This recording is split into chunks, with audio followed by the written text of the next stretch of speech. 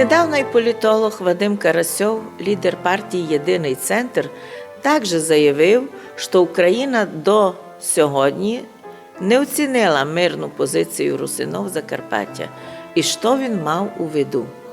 В России многие говорят, что Сталин допустил большую ошибку, что он присоединил Западную Украину, которая развратила всю Украину и которая мутит воду. Если бы этого не было, то большая часть Украины была бы сейчас с Россией вместе.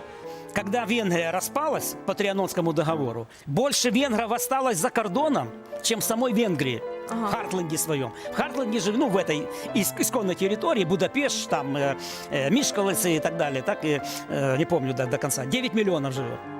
А большинство, скажем, венгров этнических живет за пределами. У них нация больше, чем государство. Нация культурно-этническая больше, чем государство. Государство меньше. У нас наоборот в Украине. Государство как территория больше, чем этническая культурная нация украинская. Какой выход?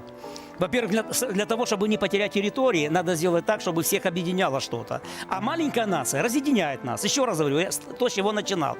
Теперь по венграм еще хочу сказать. Они, знаете в чем? Они работают в долгую. Они работают на столетие. Они примерно так думают.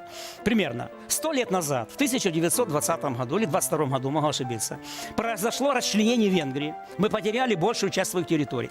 Но когда-нибудь мы их вернем. Когда-нибудь НАТО распадется. Когда-нибудь Европейский Союз распадется. Нам главное сейчас укреплять дух, укреплять свою вооруженные силы, укреплять экономику и расшатывать пограничье для того, чтобы потом легко вернуть территории у ослабевшей державы. Потому что с чего мы начинали? Кто эту территорию присоединил? Она что, была исконно украинской? Или нет? Просили, даже просили. Чехи просили, словаки просили, просили венгры, просились и русины в Советский Союз, 16-й республикой. Сталин отдал Закарпатье Украине. Мы ценим это или нет? Мы должны понимать, это не исконно украинская земля, хотя там были украинцы тоже. Но во многом эта территория имеет свою государственную историю. Вадим Карасьов не лідер, він один із лідерів. І він прямо заявив, що Україна дійсно донині так і не оцінила мирну позицію русинов Закарпаття, які вийшли в состав СССР не по своїй волі. Танки радянські, я скажу радянсько-українські танки, забрали нас із Республіки Федеративної Чехословакії, де ми були Національна Республіка, Русино-Подкарпатська Русь конституційна. По його думкам, не оцінив Київ той державотворчий акт русинов, який 1 децембра 1991 року підтримали створення незалежної України, а ведь могли голосувати інакше. Але й до сих пір Київ не признає за русинами право на їхню русинську ідентичність, на їх же землі, право на задекларовану в Конституції і в законах України право на вибор ідентичності, бо в законі про національні меншини звучить в Україні просто і ясно. Кожний чоловік має право або вибрати національність, або відновити. Так ми русини, котрих совєтська власть і комуністи, і, скажімо, конкретно українські комуністи заборонили нашу національність, ми маємо право по законам України відновити свою національність. На жаль, українські чиновники на вищому уровню блокують законодавство України для русинов Закарпаття. Мало того, коли у 1994 році була прийнята за одну ніч справлена Конституція, то замість того, щоб там увести результати референдуму 1 грудня 1991 року, які були у Закарпатті як місцевий референдум, законний по закону, то його там проігнорували, а нараз після того, як була прийнята Конституція, були прийняті так називаємо плану заходи по етноліквідації русинської національності. Тобто за той документ влада мала йти вже у відставку і сидіти хоч по 20 років у тюрмі за такі закони. А виявилося ні. Вони навіть отримали всі награди, пости. А в тих законах написано заборонити русинам у майбутньому або жителям Закарпаття проводити локальні референдуми на питання є русини чи не є русини. Ужас, катастрофа. Но ми то видимо, що творилося з нами.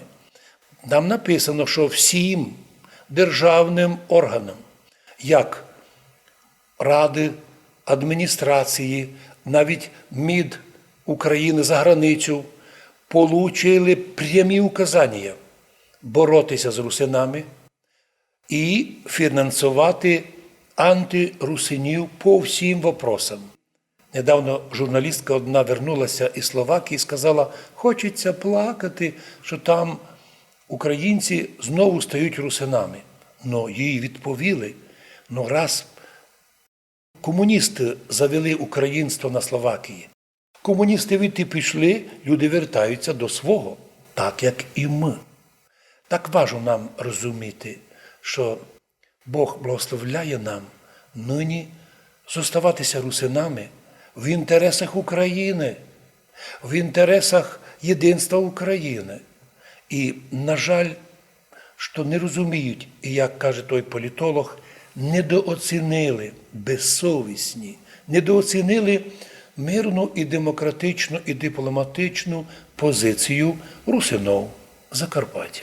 Прирастили территории Закарпаття. Его же просили Закарпаття дать, венгры просили.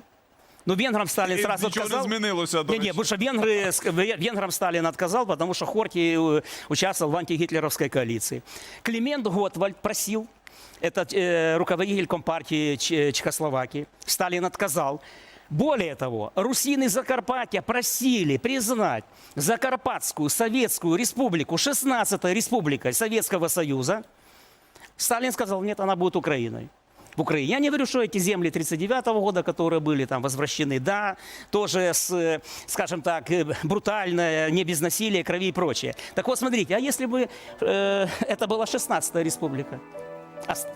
После распада Советского Союза, а как она? Она бы, вот как ее судьба была? Ну, знаєте, от тут же ж безліч варіантів, але зараз ми маємо те, що маємо. Не, Одна з правильно. Так вот, и улюблених... благодаря, что мы выиграли, что Советский Союз выиграл Вторую мировую войну, или был одним из победителей Второй мировой войны, мы получили вот эту территорию, с которой мы пока плохо, На с жаль, управлением це не которой всі мы розуміють. справляемся. У нас